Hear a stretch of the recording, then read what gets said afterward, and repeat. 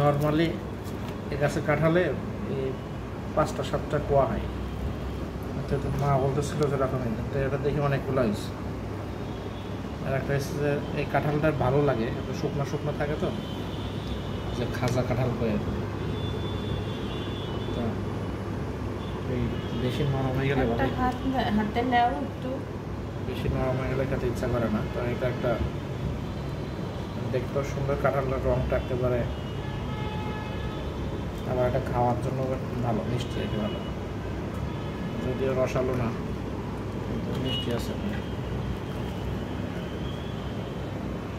ছোটো ছোটো কাঁঠাল এরকমই খাওয়া যাবে, বড়ো কাঁঠাল তো খেয়ে পারা যাবে না, নষ্ট হবে। ছোটো একটা কাঁঠাল একজন খেয়ে বলতে হবে যে আমি পুরো একটা কাঁঠাল খাইছি।